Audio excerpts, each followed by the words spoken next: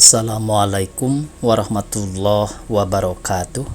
Pemirsa, di mana saja Anda berada, selamat berjumpa kembali dengan channel YouTube Insan Dongeng. Pada malam ini saya Bang Elgi akan melanjutkan Dongeng Indonesia Dosa Kita Semua bagian ketiga. Terima kasih kepada semua subscriber yang selalu setia mengikuti. Selamat mendengarkan.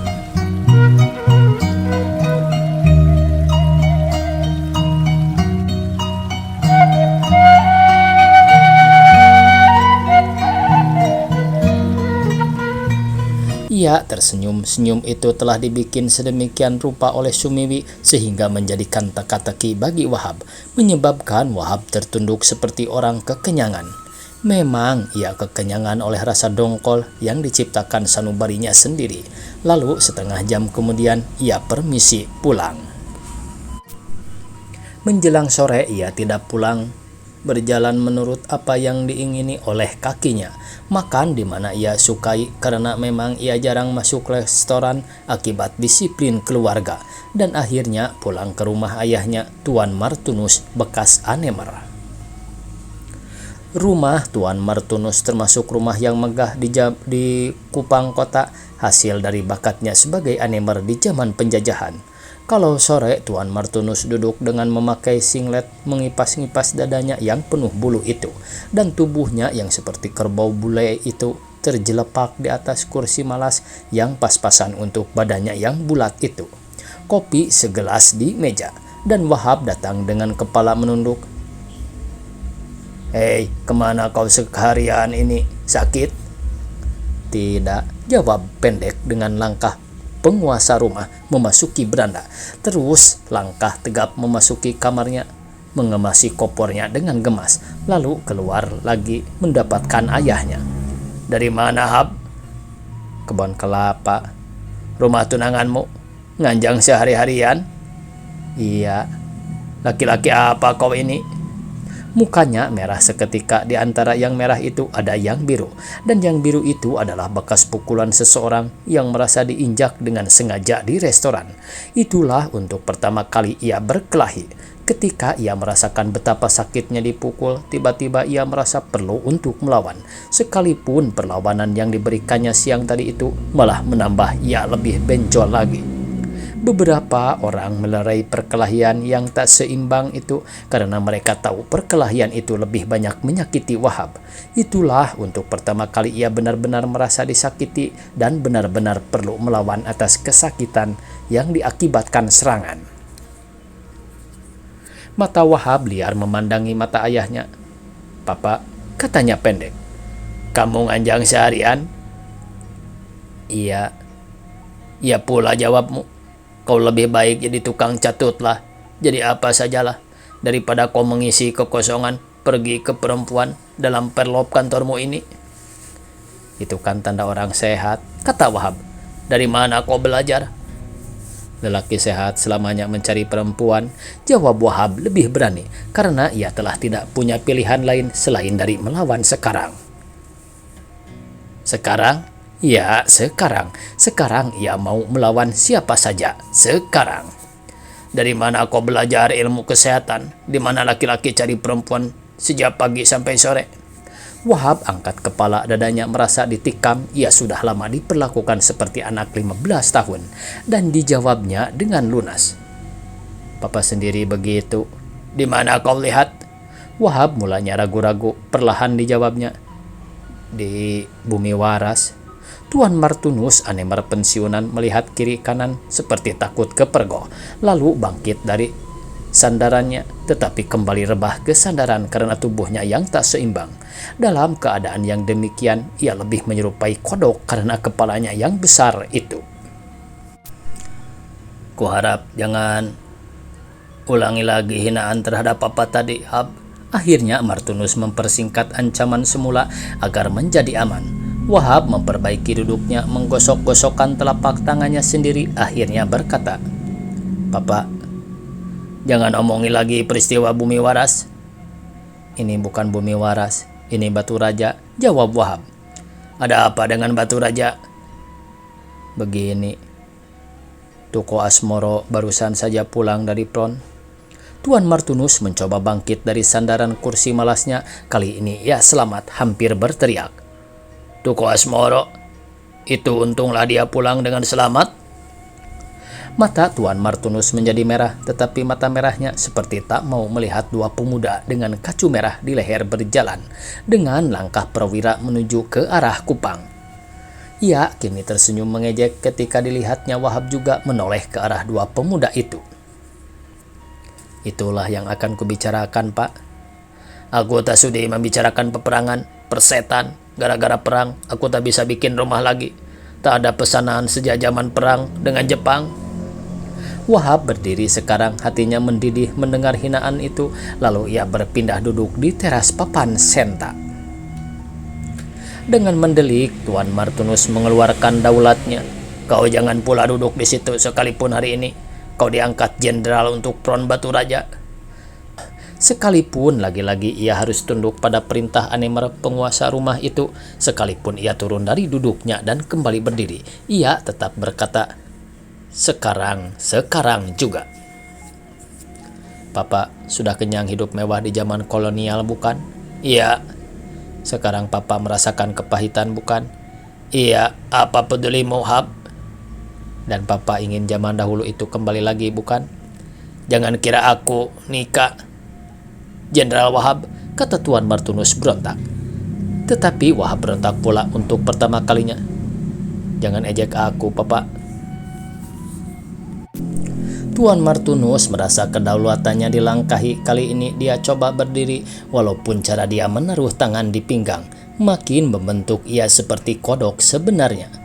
Untuk sementara Wahab berdiam diri menunggu apa yang akan dikatakan bapaknya, tetapi ia cuma menyaksikan ayahnya itu terduduk berdempin di kursi malasnya. Terserah pada kau, Wahab. Mau ke Batu Raja, mau ke neraka, mau jadi prajurit ataupun mau jadi jenderal, terserah pada kau. Apakah kelak kau menyesal karena pulang dengan cacat? Kau telah dihinggapi penyakit anak-anak muda di zaman Republik ini. Anemer pensiun itu duduk baik-baik kembali menyandarkan diri. Papa sebenarnya orang yang tidak mengikuti jalan sejarah. Sejarah sudah berubah, Pak. Manusia-manusianya juga berubah. Kami bukan ikut-ikutan, tapi seperti saya juga, yang lain merasakan pentingnya tanggung jawab setiap orang di zaman perang kemerdekaan ini. Di mana kau belajar, Hab? Tanya Tuan Martunus. Aku malas bertengkar. Barangkali sebentar lagi Mama pulang dari berobat pada Shinsei. Tak baik bertengkar di depan dia. Tetapi yang terang, aku akan pergi ke front dengan keinsafan dan kesadaran serta tanggung jawab. Pergilah, ke neraka pun kau pergi, aku tak melarang. Kalau kami dulu bekerja sejak muda untuk memikirkan bagaimana untuk kesenangan masa tua, kau sekarang mau menghabiskan hari ini untuk jadi abu, jawab Anemer pensiunan itu. Ya begitulah, karena itu antara Papa dan saya ada perbedaan, jawab Wahab. Tak usah kau katakan pada ibumu, cukup aku yang mengatakan. Tapi ingat, kau jangan menginjak rumah ini lagi sepulangnya dari pron. Rumah ini mungkin juga jadi abu jika pertempuran menghebat, kata Wahab. Mendengar kata-kata Wahab, Tuan Martunus melonjak. Ia merasa seperti akan kehilangan milik yang dibangunnya dalam bertahun-tahun, sekalipun dengan menundukkan kepala di hadapan wali kehidupannya, tuan-tuan Belanda yang memerintah di masanya. Aku pergi sebenarnya untuk ikut menjaga agar rumah Bapak ini tidak jadi abu. Jika juga itu karena keadaan, aku akan membelanya, Hab, kata si tua. Tetapi Wahab ketika itu telah menghindar dari sengketa ketika dilihatnya ibunya memasuki pagar pekarangan rumah. Seminggu kemudian dengan kereta api pagi ia menuju ke kota bumi, dan di sana ia akan dilatih untuk dikirimkan ke front pertempuran sebagai yang diperintahkan oleh komandannya, Batu Raja, Kertapati, atau di mana saja api peperangan merah menyala.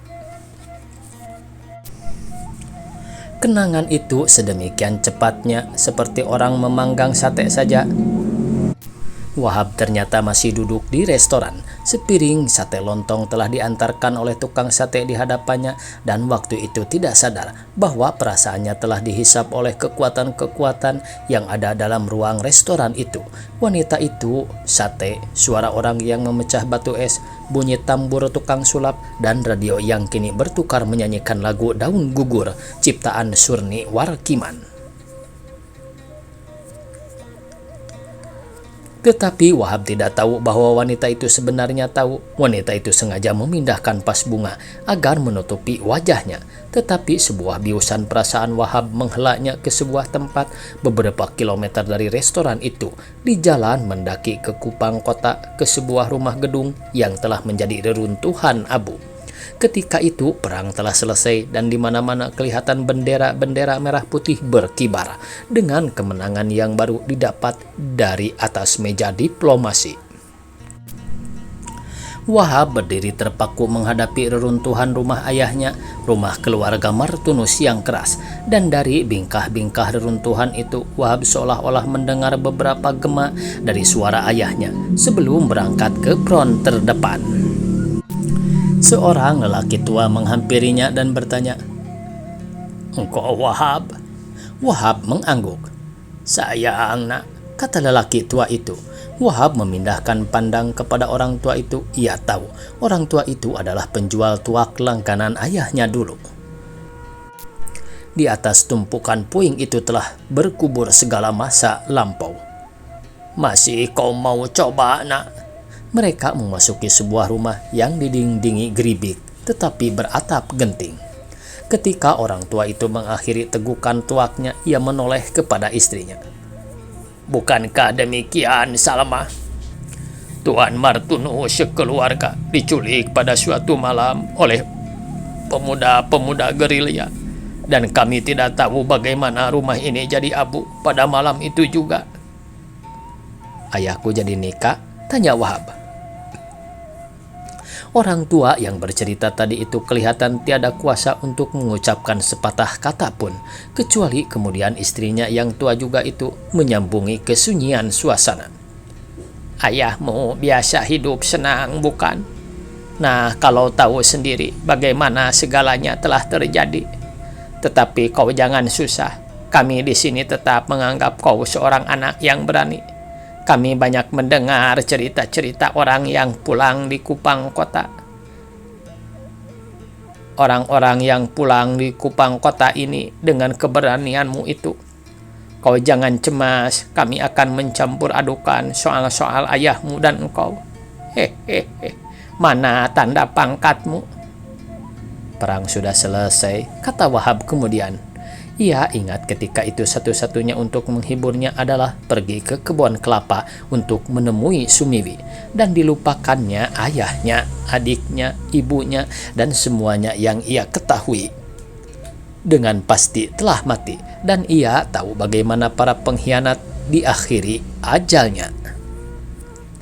Diketuknya pintu. Hatinya berdebar, dan apakah yang akan dikatakannya dan apakah yang akan dikatakan oleh gadisnya. Pintu terbuka, seorang perempuan tua dan paras agak kaget, tetapi kemudian ingat kepadanya, berkata dengan ramah, "Kau pulang akhirnya. Masuklah Wahab, masuklah."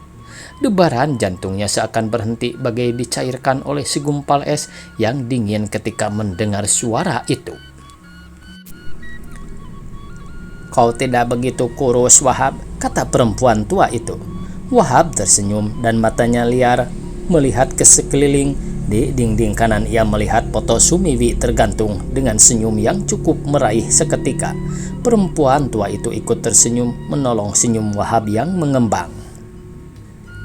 Ketika matanya diarahkannya ke sebuah potret di dinding, seharusnya potret itu yang terlebih dahulu dilihatnya. Ia melihat sepasang manusia sedang duduk di pelaminan pengantin. Perempuan tua itu kali ini tersenyum juga, tetapi senyum itu tersekat-sekat pada pembuluh lehernya, sehingga ia perlu membumbui senyumnya dengan suara gugup. Ia sudah kawin, Wahab, barusan saja." "Berapa jam yang lalu?" tanya Wahab gugup pula. Dan dengan suara ramah yang tetap dipertahankannya sekalipun gugup, orang tua itu memperbaiki kesalahan Wahab dengan jawabnya, beberapa minggu yang lalu. Jadi kira-kira ketika aku masih di hutan, kata Wahab. Iya. Jadi kira-kira ketika aku sedang berhadapan dengan maut di Pron, kata Wahab lagi. Iya. Dan kini Wahab berada di restoran sambil memegang erat-erat pada gelas air jeruk dinginnya, menatap wanita di meja yang agak jauh itu dengan sikap yang agak berbeda. Engkau tentu telah kawin dan punya anak. Begitu juga dengan diriku. Aku telah kawin dan punya anak. Jika sebentar ini tadi aku merasa muak melihatmu, itu karena kenangan jijik yang sebentar mampir di kepalaku. Oh tidak Sumiwi. Aku tak mau menyesali yang sudah terjadi. Tetapi aneh, wanita yang sedang ditantangnya yang menyembunyikan wajah di balik bunga-bunga dalam vas itu tetap tersiksa sendiri. Wahab tak tahu apa yang sedang dipikirnya ketika itu.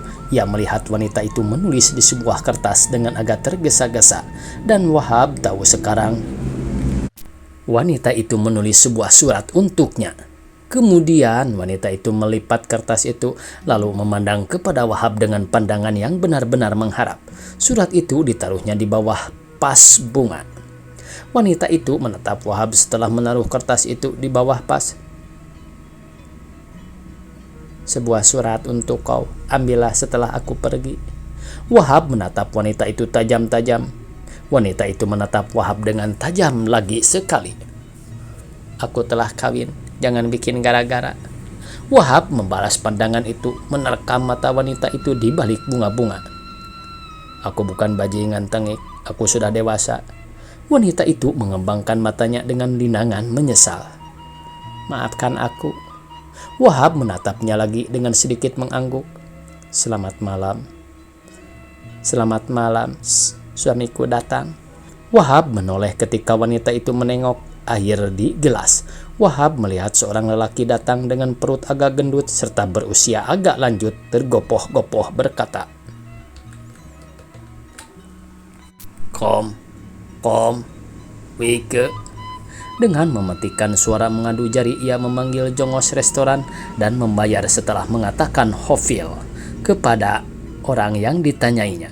Dalam bahasa yang bukan bahasanya, lelaki itu berkata kepada wanita itu bahwa mereka sial karena uang yang 200.000 yang harus diterimanya sebentar tadi ternyata diserobot oleh seorang maklar. Karena itu kita harus menyogok seorang penting untuk menggencetnya. Ketika kedua orang itu lenyap, Wahab berdiri dan mengambil lembaran kertas yang terhimpit di bawah vas itu. Ketika ia melihat ke sekeliling, Wahab kepergok dengan pelayan restoran. Tetapi untuk peristiwa pemergokan ini, Wahab melemparkan sepucuk senyum kepada pelayan itu. Ternyata ada 2 lembar kertas. Restoran Pehcin, Telok Betong. Silahkan Tuan tulis makanan dan minuman yang Tuan pesan. Wahab. Sebenarnya dalam segala soal kita dikuasai oleh waktu. Waktu kau berangkat ke Pron Batu Raja, sekonyong-konyong ibumu mendatangi rumahku dan menuduhku seorang perempuan mata duitan, dan aku dapat membonceng kebanggaan punya kekasih seorang pejuang. Pada bulan Oktober 1949, tanggal 12, di lembaran keduanya tertulis Samsudin dan Corporation Eksportir Importir Jakarta. Aku dikawinkan oleh ibuku dengan nama yang tertera di kop kertas ini. Karena keadaan kehidupan yang mendesak, sekarang aku menetap di Jakarta. Kalau kau sudi, mampirlah ke rumah kami. Alamat di bawah. Suamiku biasanya hanya 5 hari di Jakarta. Selebihnya Hong Kong, Singapura, Makassar, atau Teluk Betung. Kami lagi bervakansi ke sini. Kalimat-kalimat terakhir dari surat itu dirasakan oleh Wahab sebagai tawaran rendah untuk sebuah rendezvous di Jakarta ketika sang suami tidak di rumah oleh seorang istri yang mengharap agar kesepiannya diisi. Tetapi prasangka itu segera diterbangkannya ke jagat yang kosong ketika ia kembali ke hotel. Ia merasa dirinya takkan segoblok itu akan jadi tukang hibur seorang istri yang bukan istrinya. Karena selama ini ia sudah kenyang mendapatkan wanita dengan kekayaan sebagai alat penawaran. Pikiran suci pikiran suci. Ketika itu ia naik tangga hotel ke tingkat atas, dan ketika itulah ia teringat istrinya. Waktunya habis pemirsa. Dicukupkan sekian, semoga esok kita bisa berjumpa kembali. Billahi taufiq wal hidayah. Wassalamualaikum warahmatullahi wabarakatuh.